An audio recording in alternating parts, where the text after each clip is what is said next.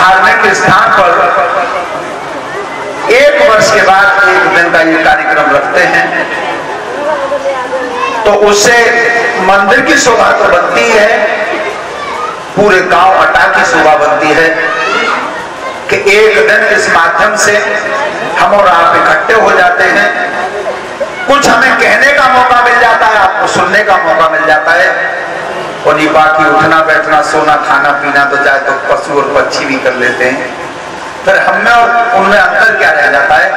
इसलिए जहां तक मेरी आवाज जा रही हो तो सब पुनः अपने काम काज को छोड़कर थोड़ी देर के लिए मंदिर पर आ जाएं। और मैं निवेदन करता हूं हमारे जो श्रोता बंधु बैठे हैं कि कथा का कोई प्रसंग अगर सुनना चाहें तो बता दें, हम सुना देंगे, नहीं जानते होंगे तो आपसे क्षमा मांग लेंगे।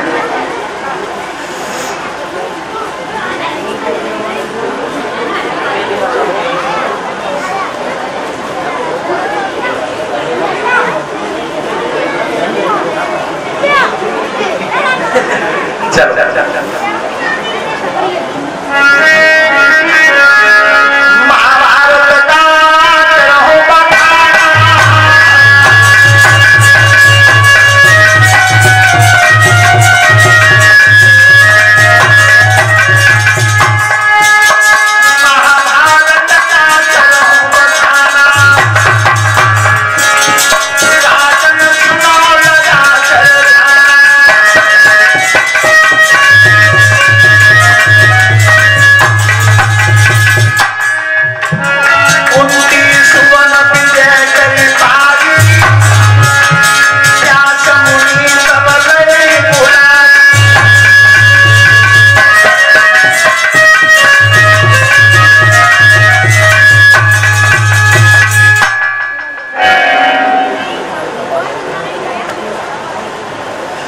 सभी श्रोता बंधु ध्यान से सुने। महाभारत का प्रसंग मैं बता रहा हूं, जिस समय कुंती पुत्र पांडवों ने महाभारत का युद्ध विजय कर दिया था। इस महाभारत का नाम जय संहिता था, प्रथम नाम इसका जय संहिता है। और जब महाभारत को विजय कर लिया था, ध्यान रखना, उस समय वेद व्यास जी को बुलाया। धर्मराज युधिष्ठिर ने विचार किया मन में, क्या मैंने अपने स्वार्थ के लिए अपने परिवार को मारा, गुरजन तक मारे गए, अरे कुछ बच्चे भी मारे गए, केवल एक राज मुकुट की खातिर। तो ये पाप जो मेरे सिर से लगा, ये पाप छूटेगा कैसे? श्रोता बंधु, मैं सभी अपने नौजवान बच्चों से एक बात कहना चाहता हूं, कथा के माध्यम से, मैंने भागवत में भी कहा और जब जब आता हूं सबसे पहला मत मेरा नौजवान बच्चों के लिए है, बेटा अपने जीवन में बीड़ी गुटखा सिगरेट शराब इन चीजों को इस्तेमाल मत करना। गारंटी देता हूं 80 साल से पहले बुढ़ापे को नौका हुआ जाएगा। पर कारण क्या है? इतने अवगुण और इतने व्यसन अपना दिए नई पीढ़ी ने कि 18 साल में शादी हो जाती है, 25 साल तक बूढ़े हो जाते हैं। लेकिन एक बात ध्यान रखो बेटा, जीवन में ये मनुष्य का शरीर बहुत पुण्य कमाते हैं तब मिलता है, तब मिलता है। तो महाभारत में बात और आती है, तिनका से कमजोर क्या है बेटा? बात नहीं, तिनका से कमजोर क्या है और काजल से काला क्या है? श्रोता बंधु, तिनका से कमजोर एक दुखी आत्मा, दुखी हुई आत्मा,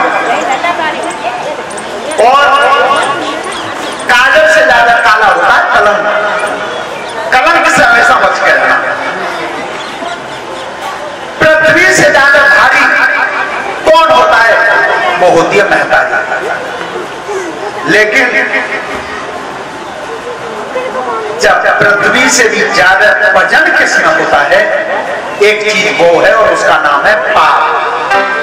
पाप इतना भारी होता है आज तक कोई उसकी गठरी अपने सिर पर धारण नहीं कर पाता। तो हमेशा दुराचारों से बचना चाहिए, अच्छे मार्ग पर चलना चाहिए और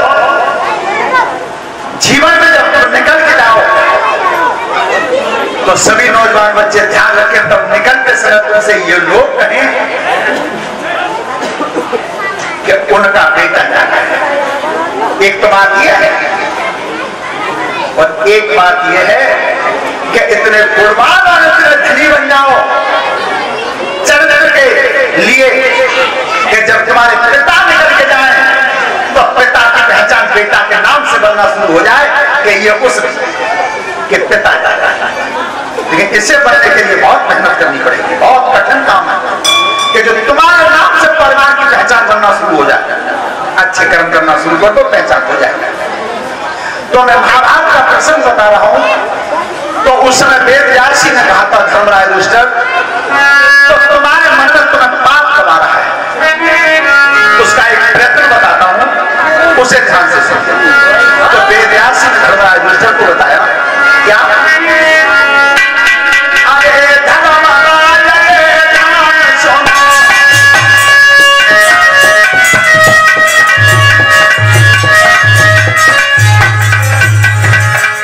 अरे धर्मराज ध्यान सुनो,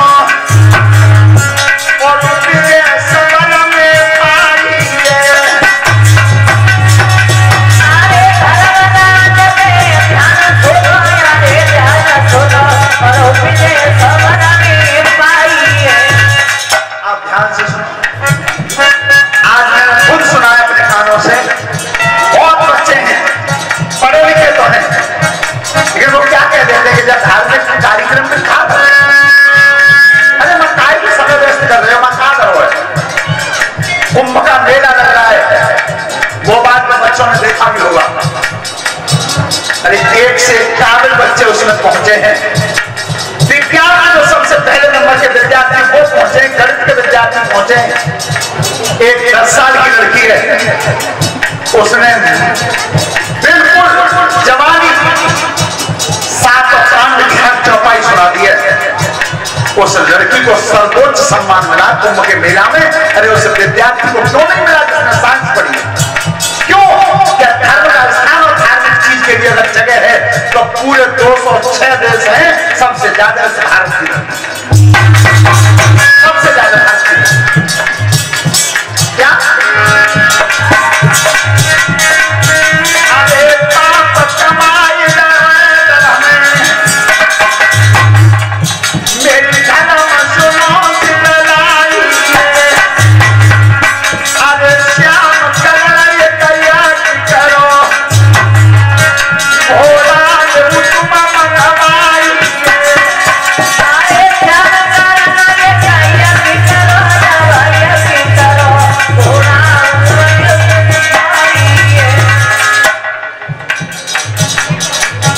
अरे यज्ञ कराए अपने घर पे,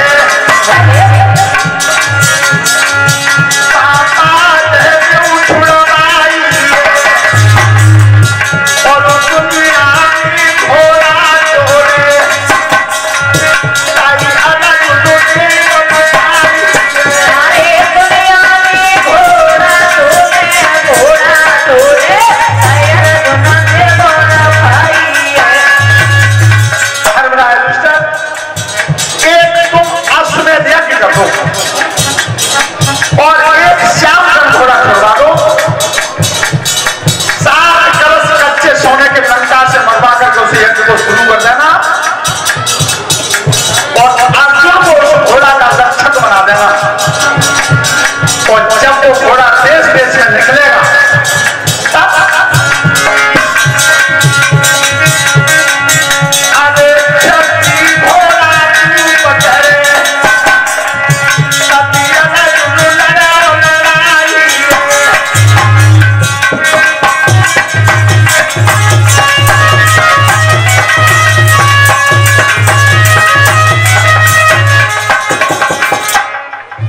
अरे लौट बाजू घर पे आ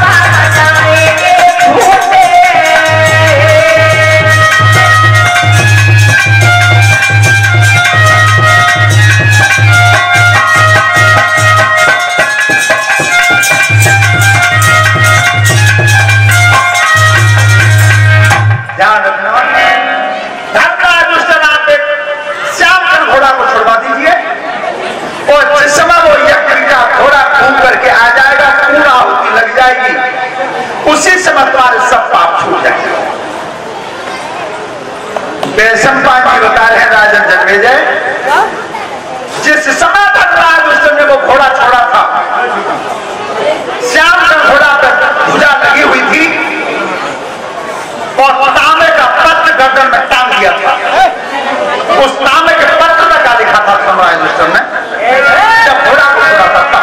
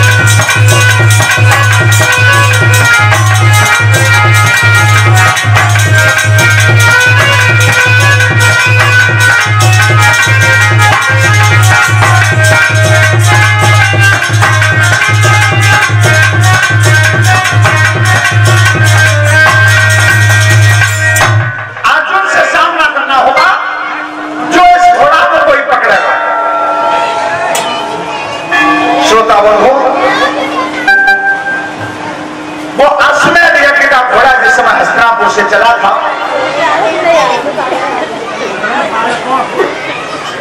अर्जुन और बब्रावाहन का युद्ध हुआ था। वो अर्जुन का एक पुत्र था बब्रावाहन, जिस बब्रावाहन ने अर्जुन का शीश काट दिया था और उसी पुत्र ने उसे जिंदा किया था। लेकिन वहां से निकल करके मणिपुर राजधानी से घोड़ा निकल करके जब आगे चला था, बेटा बात बताओ, इन बच्चों को गोद में ले। धर्मराज के नाम की ध्वजा टंग रही थी बाज के ऊपर, और जिस समय वो घोड़ा निकल के जा रहा था, भगवान कृष्ण अर्जुन के रथ को हाँक रहे थे। पारस उसकी रखवारी में थे, लेकिन कौन सी राजधानी को होकर के निकला है, सभी श्रोतावर्गों से अनुरोध ध्यान देकर के सुने। इस कथा का आवाज ये है कि चाकू डाके साइया मार सके नहीं कोई, और पागल बातों कर सके चाहे जगबैरी होए। पूरा संसार दुश्मन हो जाए तुम्हारा, केवल वो चक्करधारी तुम्हारा रक्षक बना रहे, कोई कुछ नहीं करा।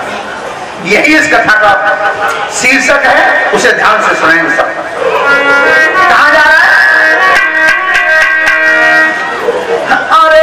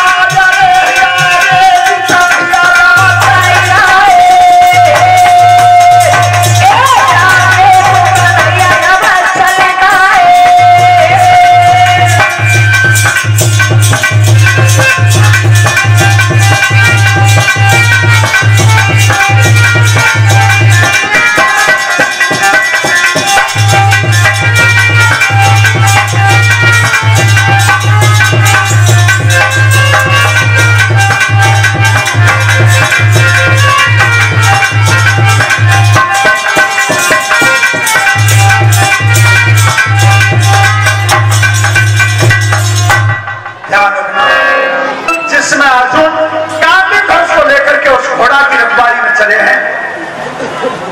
मणिपुर राजधानी से विजय कर ली थी, आगे फिर घोड़ा चला है और ये उसका नियम था कि जो भी पकड़ेगा वहां संग्राम करके विजय करके तब आगे को जाना होगा।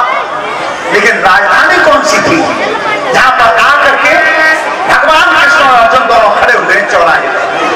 कैसे?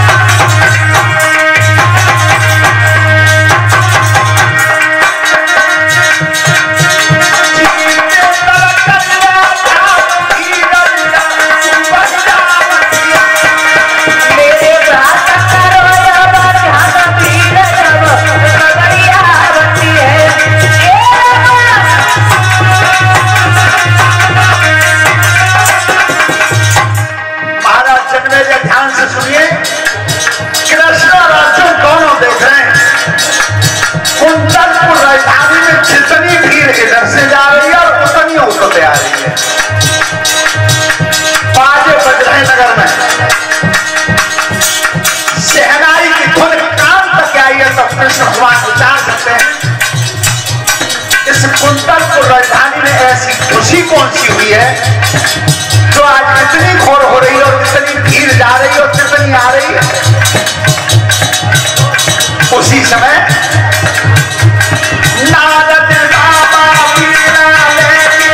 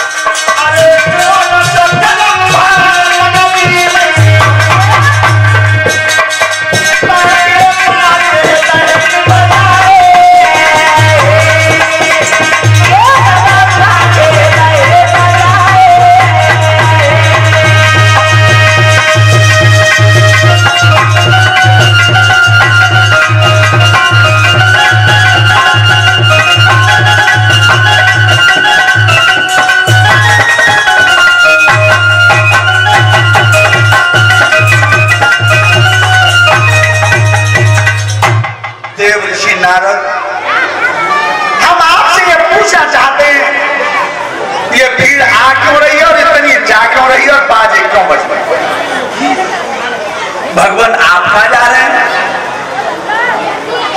अर्जुन का अश्वमेध यज्ञ घोड़ा उसके घोड़ा की रखवाली के लिए ले जाते।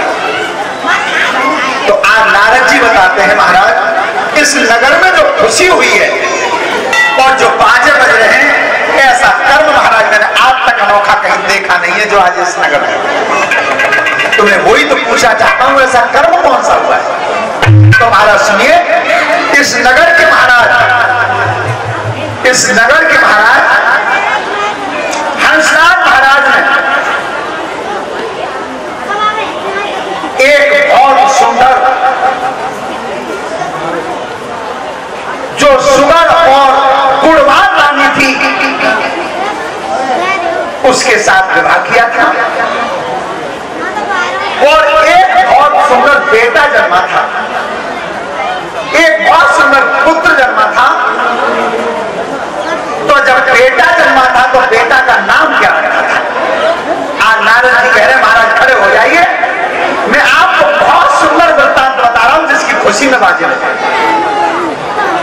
बेटा जो जो बैठे हो तुम्हारे पास बच्चे हैं छोटे छोटे, उन्होंने बात मत करो। तो आप देव ऋषि नारद बता रहे हैं